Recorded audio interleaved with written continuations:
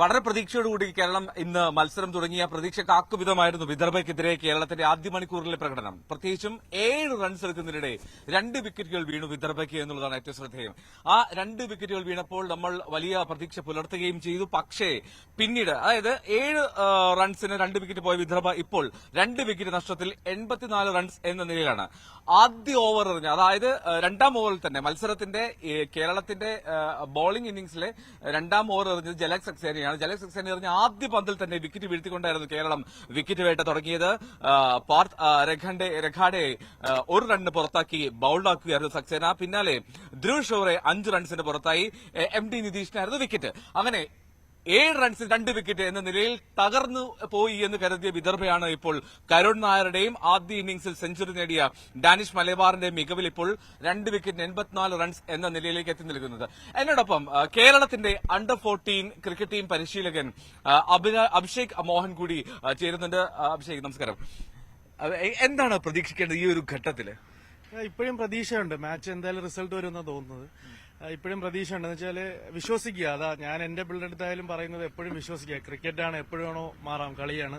ഇപ്പൊ തന്നെ ഈ പാർട്ണർഷിപ്പ് വന്നു പറഞ്ഞാൽ ഇതിലിപ്പോ എളുപ്പം ഈ പാർട്ണർഷിപ്പ് ബ്രേക്ക് ചെയ്യാൻ പറ്റിയാൽ ഇപ്പൊ എനിക്കൊന്ന് 5 ഓവറായി, ലാസ്റ്റ് ഓവറാന്ന് തോന്നുന്നു. ഇത് കഴിഞ്ഞിട്ട് ബ്രേക്ക് ചെയ്യാൻ പറ്റി കഴിഞ്ഞാൽ നമുക്ക് തിരിച്ച് കളിയിലോട്ട് വരാൻ പറ്റും. ഇപ്പോഴും ഒരു 100, 120, 110 റൺസ് ലീഡ് ആയിട്ടേ ഉള്ളൂ.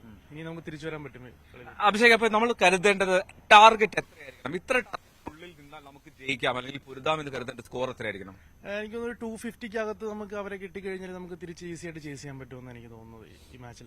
അതിനുള്ള സമയം നമുക്ക് ഇനി ഉണ്ടോ? കാരണം ഇപ്പൊ ലഞ്ചായി, നാളെ ഒരു ദിവസമുണ്ട്, ഇനി ഇന്നത്തെ 2 സെഷൻ കൂടി. നമ്മളെപ്പോഴും വിശ്വസിക്കുക അതിനുള്ള സമയമാണ്. ഞാനിപ്പോഴും വിശ്വസിച്ചത് ഒരു 300 ടാർഗറ്റ് ആണെങ്കിലും നമുക്ക് നാളെ 50 ഓവേഴ്സ് ഉണ്ടെങ്കിൽ നമുക്കൊരു 1 ഡേ മാച്ച് പോലെ തിരിച്ച് 6 റൺസ് പെർ ഓവർ നമുക്ക് തിരിച്ചടിക്കാൻ പറ്റും. നമ്മളെപ്പോഴും വിശ്വസിക്കുക. നമ്മൾ എന്തായാലും നമ്മള് വിശ്വസിച്ചുകൊണ്ടാണ് നമുക്ക് ഇവിടെ ഇന്നിപ്പോ രഞ്ജി ട്രോഫി ഫൈനലിൽ കളിക്കാൻ പറ്റുന്നത്. ആ ടീമിലുള്ള എല്ലാ ആൾക്കാരും, കോച്ചും സപ്പോർട്ട് സ്റ്റാഫും എല്ലാവരും ഒരുമിച്ച് വിശ്വസിച്ചു നമ്മൾ ഈ വർഷം രഞ്ജി ട്രോഫി അടിക്കുമെന്ന്.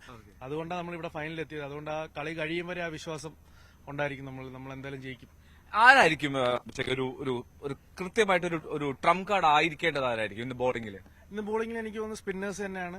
ജലക് സക്സേന, സർവാത്തെ, അവർ വിചാരിച്ചു കഴിഞ്ഞാൽ നമുക്ക് എളുപ്പം. ഇപ്പൊ നിതീഷ് നന്നായിട്ട് എറിയുന്നുണ്ട്. നിതീഷ് ഇപ്പോഴും വന്നിട്ട് ആ ലാസ്റ്റ് ഓവർ ഇപ്പൊ നന്നായിട്ട് എറിയുന്നുണ്ട്. അപ്പോൾ എനിക്ക് തോന്നുന്നു ഇവര് 3 പേരായിരിക്കും എനിക്ക് തോന്നുന്നു ട്രംപ് കാർഡായിട്ട് നമുക്ക് ചെയ്യാൻ പറ്റുന്നത്.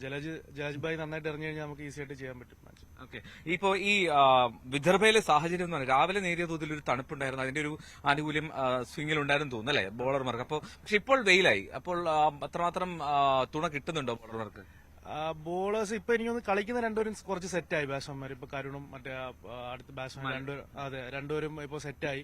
അപ്പൊ ഞാൻ പറയുന്നത് ഇനി കുറച്ച് ടൈറ്റായിട്ട് ഒരു സ്ഥലത്ത് തന്നെ കുറെ നേരം ബോൾ കൊണ്ടിരിക്കുക. കുറച്ച് പേഷ്യൻസ് വേണ്ടി വരും വിക്കറ്റ് കിട്ടാൻ. നമ്മൾ വിചാരിക്കുന്ന എളുപ്പം നമുക്ക് കിട്ടത്തില്ല. പക്ഷെ റൺസ് പോവാതെ കുറച്ചു നേരം ടൈറ്റായിട്ട് എറിഞ്ഞ് ബൗണ്ടറീസ് അധികം കൊടുക്കാതെ ടൈറ്റായിട്ട് എറിഞ്ഞുകൊണ്ടിരിക്കാം. അപ്പോൾ അവിടെ നിന്ന് ഒരു ബ്രേക്ക് ത്രൂ കിട്ടിക്കഴിഞ്ഞാൽ പിന്നെ നമുക്ക് പുതിയ ബാറ്റ്സ്മാൻമാരെ എടുക്കാൻ പറ്റും. എന്നുവെച്ചാൽ നമ്മളിവിടെ കണ്ടതും ഒരു വിക്കറ്റ് കിട്ടണമെങ്കിൽ നമുക്ക് എളുപ്പം അടുത്ത വിക്കറ്റ് കിട്ടുന്നുണ്ട്. അപ്പൊ അതിനുവേണ്ടി പ്രതീക്ഷ വയ്ക്കുക. എളുപ്പം വലിയ റൺസ് കൊടുക്കാതെ ടൈറ്റാക്കി എറിഞ്ഞ് പോകാൻ നോക്കും.